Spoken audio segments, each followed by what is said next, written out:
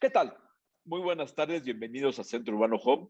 Ya saben, hemos hablado mil veces de la vivienda y siempre que hablamos de vivienda o del sector inmobiliario en su conjunto, el hecho es que hay quien dice que el crédito es la sangre del sector inmobiliario.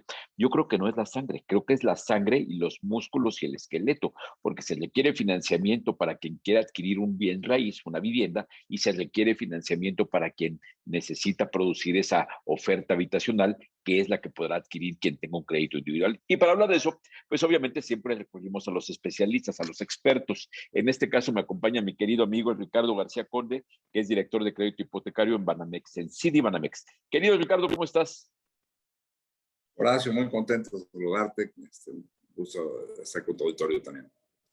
Oye, ya que estamos en línea, conectados en Zoom, ha sido una dinámica rarísima y bien compleja la forma en que todo el sistema bancario se ha adaptado a esta normalidad con sus clientes, ¿no? Me imagino que la dinámica para contactarse en el caso del crédito hipotecario y en el caso de toda la clientela de la banca, la acelerada que le dio a los procesos digitales la pandemia ha sido monumental. Sí, sin duda. Mira, en el caso de Citibanamex, pues más de 13,000 colaboradores trabajando desde casa, ¿no? Algo que resultaba impensable, ¿no? En tan solo una semana y media se instrumentó y la verdad ha funcionado. Por otro lado, tenemos a, bueno, los compañeros de las redes sucursales, que estoicamente han mantenido la red, los canales de servicio al cliente abiertos en las sucursales, que esos nunca cerraron, pero esta dualidad, ¿no? De operar desde casa, que nos ha enseñado un montón. A mí, por ejemplo, mi equipo me decía el otro día, los de lejos tienen mucho más contacto conmigo que antes de la pandemia. Y Claro. los de acá, los de la oficina de junto, a esos tienen mucho menos contacto. Y así nos pasa a todos, ¿no? Sí, la verdad es que esto que ha cambiado ha sido en lo cotidiano. Entonces, en lo que estamos en este momento conectados en línea, evidentemente para todo lo que es el sistema financiero, pues hay clientes que a través de esto hacen sus operaciones, sus compras, sus traspasos. Y en este año y medio que llevamos de pandemia, también así se ha movido el mundo inmobiliario. En días recientes había eventos de la Cámara de la Vivienda de Canadevi hablando de esta incursión de la banca hipotecaria en este mundo digital, donde el usuario, que antes lo normal era salir el fin de semana a buscar desarrollos, ahora resulta que mucha de esa chamba la hace en línea, en plataformas para encontrar las propiedades y que en diferentes plataformas tiene acceso también al crédito hipotecario. Esta ha sido una revolución para el proceso hipotecario, ¿no, mi querido Ricardo? Absolutamente, absolutamente. Vista clientes, digo, ya el proceso ya venía de tiempo atrás, de años atrás, pero sí lo vino a acelerar, ¿no? Todavía hacen falta ahí algunos ajustes en algunas regulaciones, ¿no? En algunas leyes que todavía no permiten que sea totalmente paperless o totalmente online, ¿no? Por ejemplo, pues todavía ahora hay nuevas disposiciones que están en vigor justamente a raíz de la pandemia, que se requieren los biométricos, ¿no? Entonces, por más que te pueda yo atender así como estamos ahorita tú y yo, vas a tener que ir a la sucursal a poner tu huella digital, lo cual tiene, por supuesto, una connotación de seguridad para nuestro cliente, pero pues tendríamos que también tener medidas digitales para no tener que hacer eso, ¿no? O la propia firma de las escrituras, que también no hay forma de obviarla de manera presencial y autógrafa. Sin embargo, me parece que lo que se ha avanzado en este año y medio ha sido muy fuerte, ¿no? El año pasado, si no hubiera sido por estos canales digitales, sería inexplicable el buen resultado que tuvo el sector vivienda y el sector hipotecario, si no hubiera sido porque durante el primer semestre del año, aún durante estábamos en ese periodo de encierro, se lograron hacer las operaciones. La gente estando en su casa salía a buscar en forma digital las propiedades, en forma digital encontraba un mecanismo para conocer las opciones de crédito y se empezaba el proceso. Evidentemente llegaba hasta un punto donde tú decías, ya no se puede seguir y en algún momento de la cadena tienes que pararte a firmar o pararte la escritura o pararte algo, ¿no? Pero la verdad es que este mundo digital le ha facilitado mucho a la gente la toma de decisiones, para además en muchos temas, obviamente para la gestión, pero también para tener información. En canales como Centro Urbano, la gente está muy atenta de las tasas de interés, está muy atenta de los nuevos productos. ¿Tú cómo has sentido? ¿Cómo has sentido la oferta de productos y servicios hipotecarios de la banca en estos nuevos tiempos, con pandemia y con condición económica como la que tenemos? Mira, yo te diría, desde el lado de la banca, nunca, no hubo ningún momento, ¿no?, en el que faltara disponibilidad de crédito, ¿no? Que eso es algo muy importante, o sea, no, que en ningún momento falte el crédito. Como lo comentabas al principio del programa, ¿no? Es el oxígeno, ¿no?, que le da vida al mercado. Nunca hubo una ausencia, ¿no?, una dificultad para obtener crédito. Ningún banco suspendió, ¿no? Sí, muy al principio, sobre todo, pues, algunas medidas pues razonables. Pues, si eres dueño de un restaurante y tu restaurante está cerrado, pues nos esperamos a que abras para atenderte, ¿no? O sea, lo razonable. O cuando las fábricas, las plantas, las grandes manufactureras estaban cerradas, pues también. Pero eso fue muy corto, fueron 2, 3 meses. La propia, incluso la dinámica laboral, ¿no? Pues sí, industrias que rápidamente se recuperaron, pues en ningún momento faltó el crédito, ¿no? Por otro lado, creo que también una lección aprendida, algo para lo que no estábamos preparados, Horacio, porque pues, nadie traía en sus fodas, ¿no? En la parte de amenazas, una pandemia. No sabíamos, ¿no?, lo que era aplicar un programa de apoyo de la magnitud de lo que se hizo, hasta 6 meses de diferimientos. Nunca se había hecho, y mucho menos nunca se había hecho en una proporción tan grande, casi el 25% del portafolio de la banca. En el caso de nosotros igual, en el Citibanamex, 24% de los clientes, 1 de cada 4 pidió un diferimiento en el pago de su hipoteca, y por hasta 6 meses, la mayoría en 4, pero hasta 6 meses, y no sabíamos qué iba a pasar al término de estos meses. Hoy ya en retrospectiva te diría, la verdad es que hoy en el caso de Citibanamex tenemos una morosidad ligeramente menor a la que teníamos antes de la pandemia. La medicina sirvió y la medicina se administró de manera oportuna, ¿no? Quien pidió el apoyo lo obtuvo, ¿no? Eso fue muy bueno. Creo que la reacción de las autoridades también fue, en el caso de la Comisión Nacional Bancaria, fue muy, muy oportuna. Y bueno, hacia adelante, pues no se ha terminado esto, ¿no? Nadie anticipábamos tampoco tantos meses.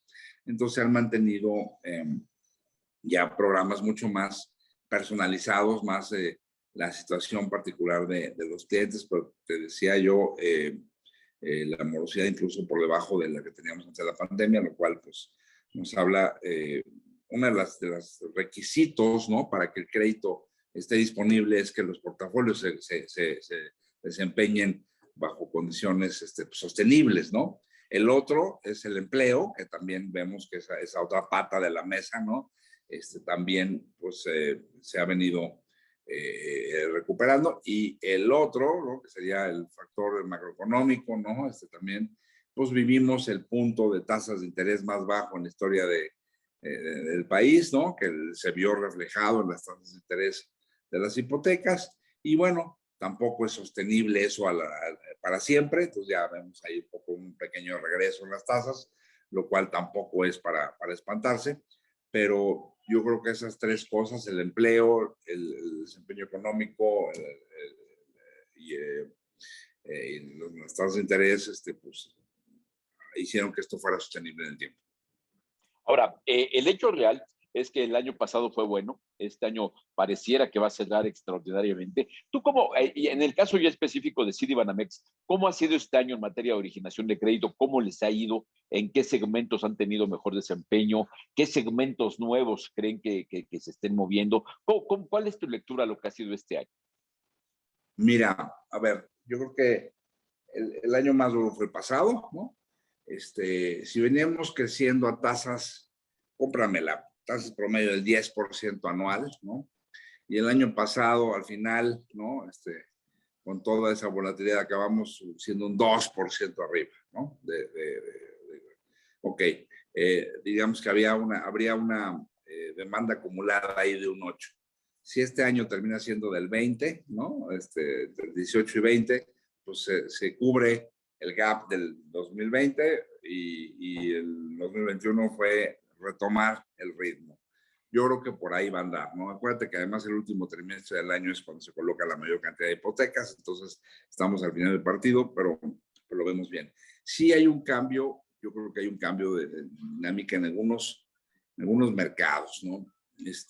No sé si, bueno, en el simposio del ABM que fue la semana pasada, el Chief Economist de BBVA presentaba un estudio muy interesante sobre una de las preocupaciones que teníamos justo al principio de la pandemia, que era qué va a pasar con el valor de las viviendas, ¿no?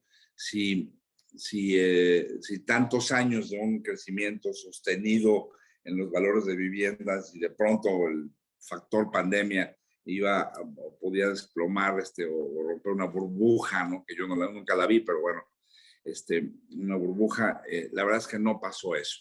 Sí, se ralentizó la velocidad a la cual la vivienda se venía apreciando, ¿no?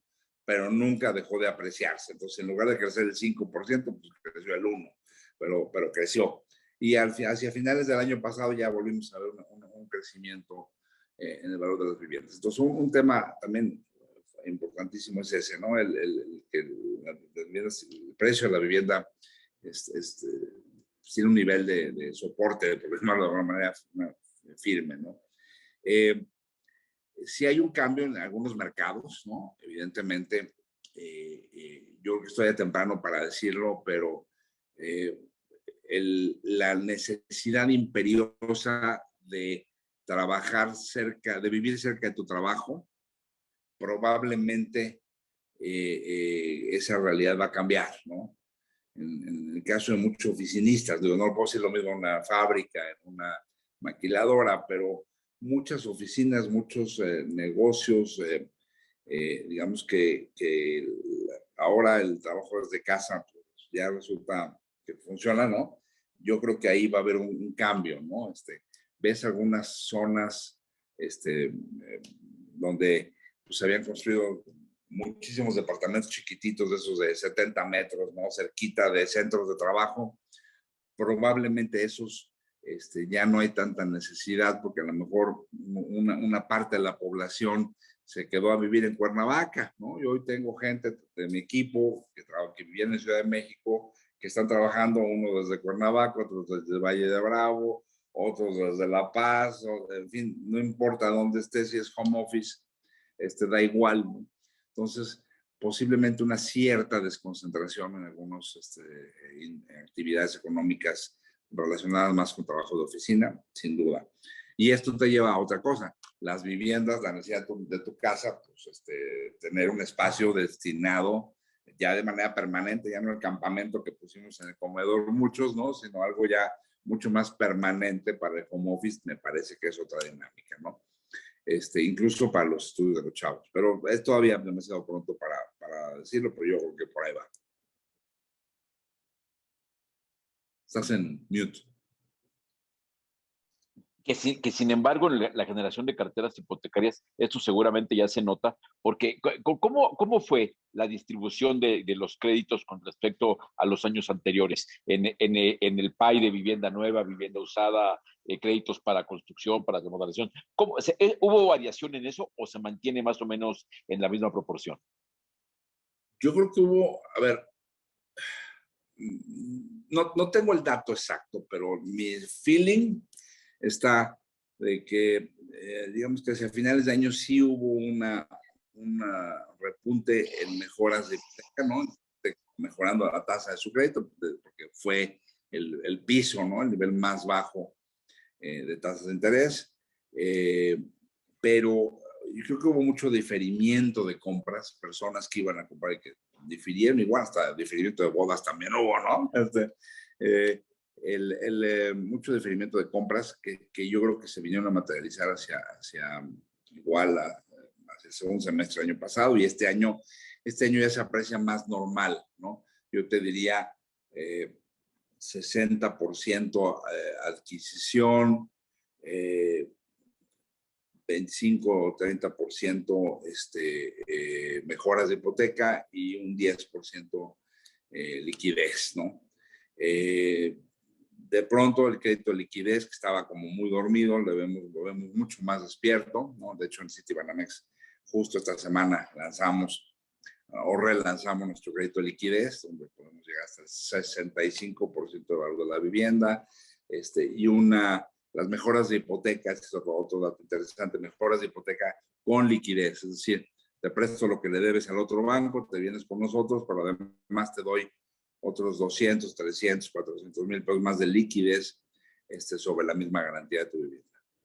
Oye, está muy interesante porque evidentemente el mercado inmobiliario está cambiando. Hace muchos años, tú Ricardo es un especialista con muchos kilómetros recorridos en el mundo hipotecario, hubo un momento donde cada vez que hablábamos de un crédito equivalía a una vivienda nueva vendida. Hoy de pronto un crédito va por un carril diferente que el de la industria de la vivienda, que el de la industria inmobiliaria, porque de pronto el sector inmobiliario ya tiene números muy buenos en colocación para renta, en colocación de venta de vivienda nueva, en colocación de venta de vivienda usada. Tú, por ejemplo, en el capítulo de colocación de créditos para adquisición, que decías que es más o menos el 60% del portafolio, ¿qué porcentaje es ya nueva y cómo ha ido creciendo la usada? Yo creo que debe de ser ahorita como un 60% usada, 40 nueva. Wow. Wow, wow. Sí, lo cual es muy bueno. En un mercado, mientras más maduro sea, la proporción de usada será mayor, ¿no? Y el hecho de que financies una vivienda usada no es necesariamente malas noticias para el desarrollador, porque quien vivía en esa casa no se fue a vivir en una cueva, ¿no? Aquí el tema es que haya movilidad, ¿no?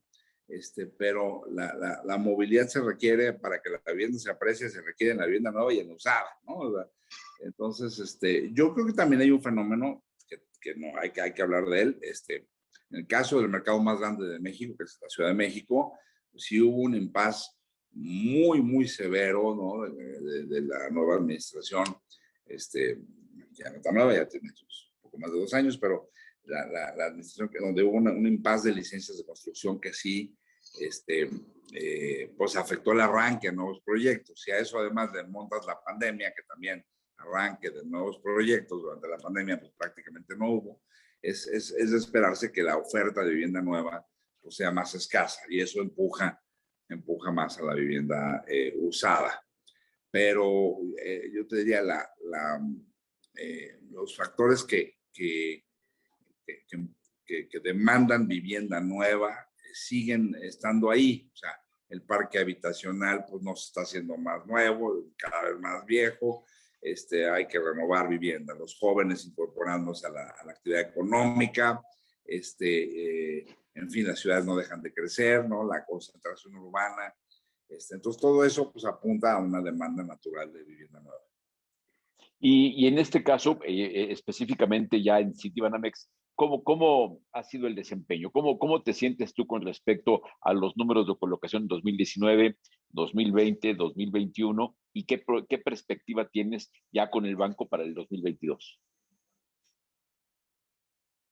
Mira, nosotros, yo te diría que el 2020 fue más bien de atender a los clientes, de no dejar a nadie colgado en su proceso o desatendido, ¿no? Pero ahí sí en 2020 la variable no fue para nada de crecimiento. Este año, pues sí, evidentemente vamos mucho mejor que el año pasado, pero nuestros objetivos de crecimiento para el 2022 sí son muy, muy agresivos, ¿no? Nosotros sí estamos tirándole pues, un 25% de crecimiento respecto a 2021, ¿no? Que de por sí viene mejor que 2020, pero es decir, realmente nosotros en nuestro apetito de crédito, de crecimiento, de expansión en la parte hipotecaria, pues tenemos un potencial enorme de crecimiento.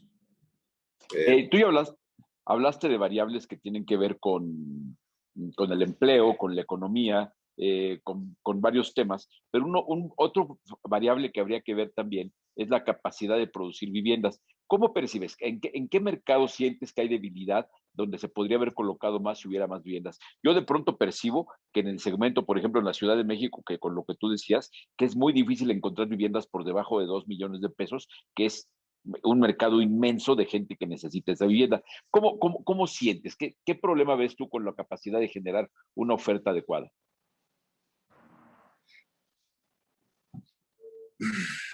Híjoles, mira, todavía está medio revuelto el río para saber cómo queda, ¿no? Pero yo te diría, déjame cambiarte un poco la pregunta. Los lugares más atractivos claramente son las ciudades medias, ¿no? O sea, México, Monterrey, Guadalajara son mercados muy, muy complejos, muy diversos y tremendamente extendidos y ahí hay de todo, ¿no? Pero cuando vas a las ciudades medias, ¿no? Ahí encuentras, pues, tierra, buena ubicación, todo es mucho más sencillo de hacer y además los valores que resultan son muchísimo menores que lo que tienen las tres grandes metrópolis. Quizás Puebla también ya lo incluiría en las cuatro, ¿no? Pero todas las demás te encuentras ciudades, pues con valores todavía, precios todavía muy accesibles, ¿no? Y con desarrollos de muy alta calidad, ¿no? Yo creo que, mira, a ver, hay un fenómeno, ¿no? Ahora sí para responder tu pregunta, hay un fenómeno que lo observamos en México y también, de cierto modo, se ve en el resto del mundo, que tiene que ver con que la concentración del crédito, el ticket promedio de crédito incluso ha venido consistentemente subiendo y subiendo y subiendo, igual que los valores de vivienda, pero de pronto decimos, oye, ¿quién atiende el segmento de vivienda económica, no? O dónde está la demanda de ese segmento, ¿no? Tradicionalmente el Infonavit ha sido quien atiende, ¿no? La vivienda más económica, pero si tú ves el ticket promedio en Infonavit, también subiendo. El de la banca ya está sobre, digamos, el crédito promedio ya está tocando los 2 millones de pesos, lo cual nos habla de casas de 3 millones de pesos. Ahora, promedio, ahí están las casas de 18 millones y están las casas de 1 millón de pesos, pero cuando el promedio está en 2, dices, hay una polarización, ¿no? Muy, muy grande. Y tiene más que ver con la carrera salarial o con las posibilidades de la demanda que con la disponibilidad de crédito. Te doy el ejemplo. En el caso de Citibanamex, nosotros podemos atender o financiar vivienda a partir de 750,000 pesos, ¿no? En todo el país o en las 3 ciudades, México, Guadalajara, Monterrey, a partir de 1 millón de pesos. No sé si haya vivienda de 1 millón de pesos aquí en la Ciudad de México, pero a partir de 1 millón de pesos. Entonces, aquí dirías, no estábamos excluyendo, ¿no? Y podemos atender a clientes con ingresos a partir de 15,000 pesos. Eso sí, del sector formal de la economía, ¿no? Que existas fiscalmente, que tengas una cuenta de banco, ¿no? ¿Y qué pasa cuando mi política es vivienda de 1 millón de pesos y mi crédito promedio está en 2 millones de pesos? Pues ahí hay un tema en la carrera salarial de los chavos, ¿no? Y por ahí hay un estudio muy interesante que me tocó ver el año pasado, en donde justamente ese es un fenómeno mundial, donde te dicen la vivienda viene subiendo a esta velocidad y los salarios vienen subiendo a esta velocidad y los chavos, o sea, tienen un reto tremendo para alcanzar, para que se encuentren los salarios con la posibilidad de comprar vivienda. Y eso es, ahí sí, no es culpa de los bancos, ¿no? Este es un fenómeno, Sí, claro, mucho más complejo, ¿no?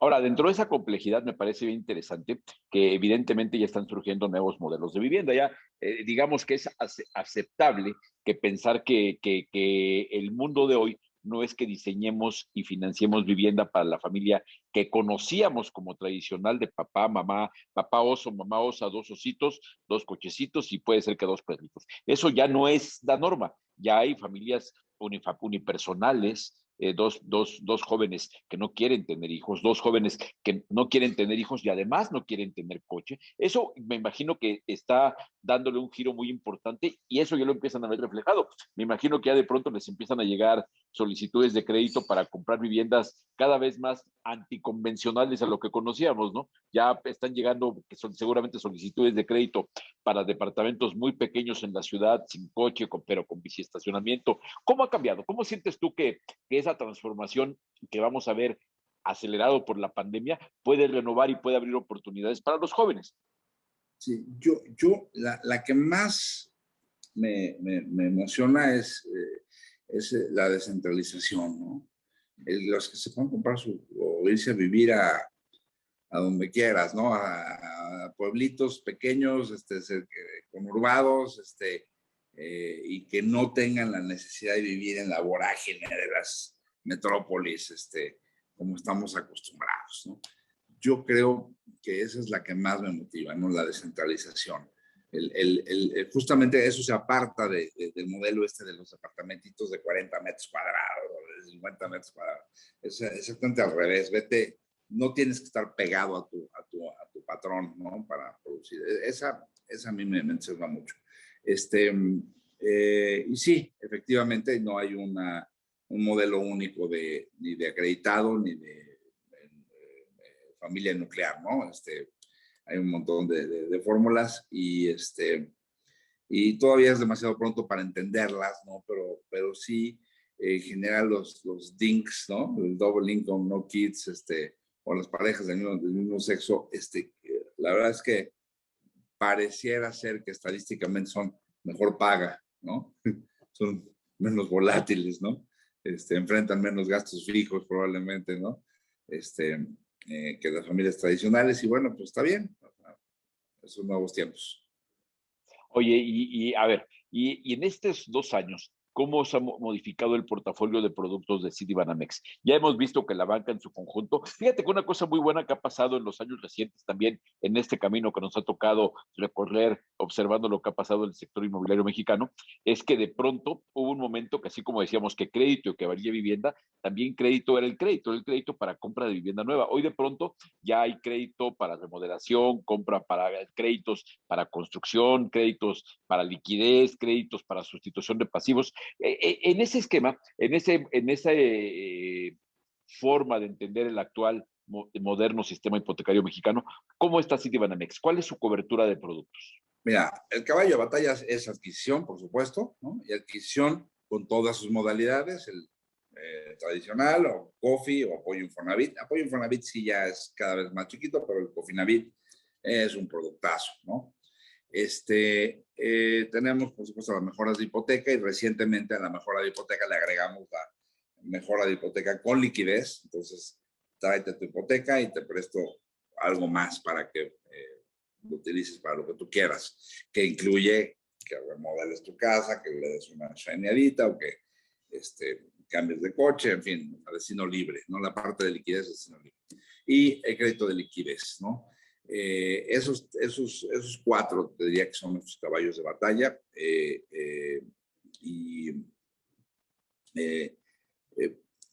es muy interesante algo que va a sacar el Infonavit. A mí no me corresponde anunciarlo, pero ya está muy hablado en los medios.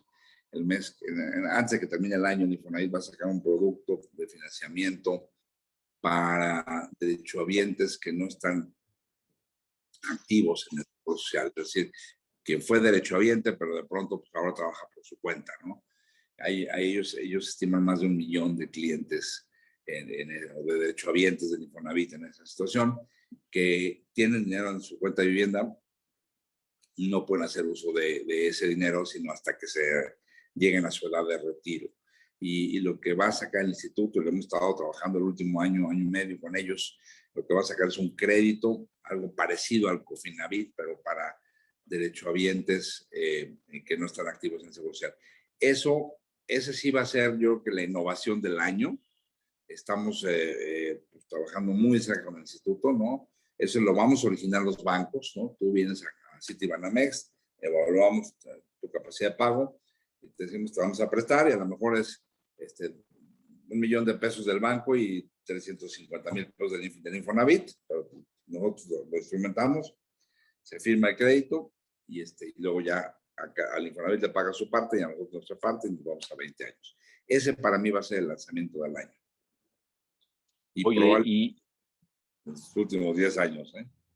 Sí, claro, es un productazo. Ya ves que llevamos 2 años esperando alguna opción que tenga que ver con los no afiliados. Y la realidad es que este último modalidad que está ofreciendo Infonavit, que estemos esperando que lancen lo que queda de año, sí va a ser la sorpresa, porque el de no afiliados seguramente con todo esto que está pasando con la economía, pues no es el momento, ¿no? No es el momento cuando hay mucha incertidumbre con algunos sectores productivos, quizá no sea el momento. Pero, ¿crees tú que en el mediano plazo podamos ver una forma donde se pueda atender con crédito a los no afiliados en la economía formal?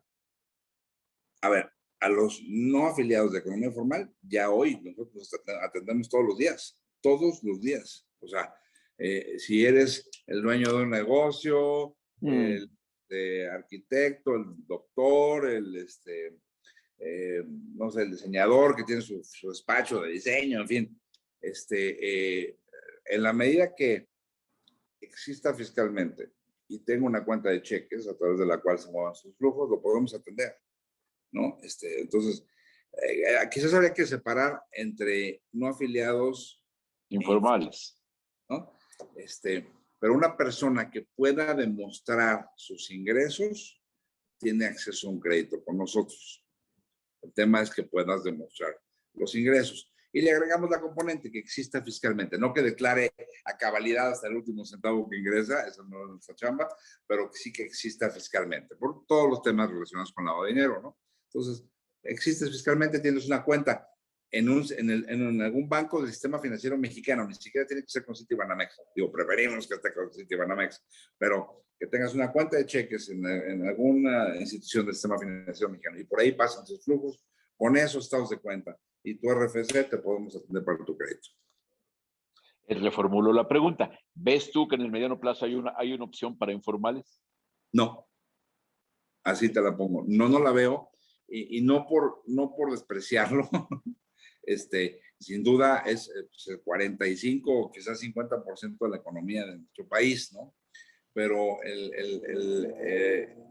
hoy esa informalidad obedece más a una decisión, ¿no? Y habría que dibujar la pirámide, ¿no? De ingresos, porque hay informales que seguramente ganan 1,000,000 de pesos y un montón de informales que están abajo en la base de la pirámide, ¿no? Pero bueno, el de arriba es por decisión, ¿no? Pero el de abajo, ahí habría que hacernos una pregunta. Si es la pobreza la que te mantiene en la informalidad o acaso es la informalidad la que te mantiene en la pobreza. Porque tampoco es necesariamente imposible, ¿no? Entrar en esa base de la pirámide, entrar a una nivel de formalidad, ¿no? Es decir, alguien que gana 2, 3 salarios mínimos tiene acceso a un crédito hipotecario, ¿no? El tema es, la gran diferencia es si lo puede demostrar o no, ¿no? Déjame, te doy el ejemplo. El changarrito, que se conduce en efectivo, contra el mismo changarrito, el de enfrente, el de la esquina, ¿no? Que recibe terminal para poder pagar con tarjeta de débito, que tiene su cuenta de cheques, que tiene su contador y que tiene sus flujos que pasan por su chequera. Los dos changarros son lo mismo. A lo mejor el formal tiene algunos costos adicionales, pero esos costos adicionales también tienen ventajas adicionales que suponen, por ejemplo, la terminal punto de venta, el recibir pagos electrónicos, en fin, el riesgo del manejo de efectivo. Y entonces dices, ya no es algo tan inalcanzable, ¿no? Eso es lo que yo pienso. No, tienes razón. El tema es que tenemos que ver, es como la vivienda. No se trata de ver cómo atendemos la pobreza extrema, sino cómo logramos políticas de vivienda que saquen a la gente de la pobreza extrema. Y lo mismo con el empleo, y lo mismo con la economía, y lo mismo cuando se habla de inclusión financiera, que es un reto enorme, ¿no? Yo ahí te diría, ya la fórmula ya está. Para mí, la fórmula, querido Horacio, no es crear productos para la economía informal. La fórmula esta es, hay que formalizar la economía informal. Y el momento en que tocan el terreno de esa formalidad, insisto, esa formalidad, esto lo voy a decir a título personal, porque esa formalidad no necesariamente representa que pagan el 100% de sus impuestos a cabalidad, nada más es que existe fiscalmente y pasa por el sistema financiero. En ese momento esa persona es elegible para el crédito hipotecario y para todo lo demás, ¿no? Entonces, no hay que inventar la fórmula ahí está, nada más hay que entender que ese es el camino. Y cuando volteas a ver qué han hecho otros países que ya están ahí, pues precisamente eso. Y fíjate que cuando hablamos de inclusión financiera, a lo mejor el primer paso de esta inclusión financiera no es empezar por los productos, sino empezar por la cultura financiera, donde la Claro. gente entienda el beneficio. A ver, ¿por qué mi compadre tiene más ventas que yo? Híjole, es que recibe pagos en tarjeta de crédito. ¿Por qué mi compadre tiene acceso a un crédito que yo no tengo? Pues porque el señor ve la forma de tener su seguro social, tiene acceso a Infonavit, o por su forma del negocio tiene acceso a que un banco le preste dinero para un crédito. Me parece que es cuestión de alinear los incentivos y hacer. ¿Te acuerdas? Muchas veces he hablado en las convenciones bancarias de la necesidad de una campaña masiva y de muy alto impacto de inclusión financiera, de cultura financiera. Sí, y incluso no tendría que ser campaña, ¿no? Porque las campañas como que tienden a tener principio y fin, ¿no? Yo Algo continuo. algo más permanente. Fíjate, lo hemos platicado alguna vez, yo tengo 3 hijos, 2 de ellos ya terminaron la universidad, ya están chambeando, ¿no? Ya existen fiscalmente, ya tienen sus cuentas, ya tienen su tarjeta de crédito, están empezando, ¿no? 24, 25 años, los dos mayores. Y de pronto, pues me doy cuenta, platicando con ellos, de que nadie les platicó, ¿no? Esa parte de la incorporación a la economía, ¿no? Nadie se las platicó, no fue una materia que hubieran llevado. Sí llevaron un montón de materias de la universidad, pero la parte fiscal, ¿no? La parte contable, ¿no? Las finanzas personales mismas, pues no te las enseñan. Entonces, más que campaña, yo diría, tendría que ser algo un poquito más permanente y más profundo, ¿no? Sí, programas de cultura financiera para que la gente, en el caso específico del patrimonio que tiene que ver con una vivienda, pues entienda que es un patrimonio y entienda que hay instrumentos para hacerse de él, como es el crédito hipotecario, y qué tendría que hacer para poder obtener un crédito hipotecario. Para obtener un crédito hipotecario, o tengo acceso a uno de los institutos de vivienda que tenemos en el país, Infonavit o Foviste, y o lo puedo complementar con un crédito bancario, para lo cual necesito tal tipo de cosas. Me parece que eso sería muy importante, y más si hoy, como ya platicamos esta tarde, resulta que la banca ha hecho todo un esfuerzo, la banca y como sistema, porque también los organismos públicos, Infonavit y Foviste, hay un sistema donde el trabajador, quien tenga acceso a un crédito hipotecario, lo puede usar para comprar y que sea nuevo usado lo que compre, para remodelar, para construir, para liquidar pasivos hipotecarios, para liquidez total. O sea, eso es la hipoteca y más bien no la hipoteca, sino el crédito hipotecario como un vehículo que puede servir para muchos útiles, para muchos temas de desarrollo personal y familiar. Entonces, me parece que entender el valor de la hipoteca en este momento es bien importante, ¿no, mi querido amigo? Absolutamente, en este momento y siempre, pero sí, sobre todo con el momento del bono demográfico que estamos viviendo y que nos quedan 5, 6, 7 años, no sé, no mucho más, ¿no? De que la mayor parte de la población se encuentra justamente incorporándose a la actividad económica, ¿no? Fíjate que con el bono demográfico y con la tecnología, porque a lo mejor hace 20 años nuestra perspectiva de inclusión financiera era que hubiera sucursales. Hoy no necesariamente. Hoy podemos tener gente que no tenga una sucursal, o que no se pare en una sucursal porque no le da la gana, pero que a través del telefonito pueda tener el acceso a todos los servicios financieros. Entonces, esa tecnología permite que la gente conozca más fácil, se puede meter a entender qué es un crédito, entender qué es una tarjeta, entender qué es una hipoteca, entender la casa, encontrar la casa en línea, modelar su posible crédito viendo simuladores. Vaya, en este momento esa cultura financiera es un vehículo bien importante, porque tecnología nos abre las puertas, ¿no? Multiplica las oportunidades para hacer uso de esa cultura financiera. Sí, sí, sin duda, son nuevos tiempos, mi querido Horacio. Los nuevos tiempos donde evidentemente la gente basta con que entre al teléfono, busque crédito Citibanamex y va a poder ver toda la oferta hipotecaria, va a poder ver si lo que quiere comprar, si lo que quiere construir se adapta a eso y va a ser mucho más fácil que haga el trámite yendo a sucursal o empezando el trámite en línea. Entonces, pues ya, inútil dar los datos de contacto de Citibanamex, gran banco mexicano. Entonces, querido Ricardo, muchísimas gracias como siempre por el tiempo y gracias por esta apertura para estar hablando precisamente de esto, de estar retomando como un ejercicio permanente, que es el tema que tenemos en Centro Urbano, no tocarlo una única vez, sino estar permanente hablando de esto para crear una cultura que permita que la gente entienda el valor patrimonial, el valor de como elemento de finanzas personales de todos estos temas. Muchas gracias, Ricardo García Conde, director de crédito hipotecario y automovilístico en Citibanamex. Gracias, Ricardo. Un fuerte abrazo, muchas gracias por la invitación. Abrazo y hasta luego. Y bueno, esta es la plática, lo dicho, el crédito hipotecario es la sangre, el corazón, el músculo y el esqueleto del sistema inmobiliario, un sistema inmobiliario maduro que permitan ustedes que genere desarrollo familiar, personal, desarrollo económico, desarrollo social. Por eso vamos a seguir hablando de crédito hipotecario siempre que se pueda y siempre que podamos tener invitados como este querido amigo que es un gran experto. Gracias a ustedes por acompañarnos y aquí nos encontramos. Hasta luego.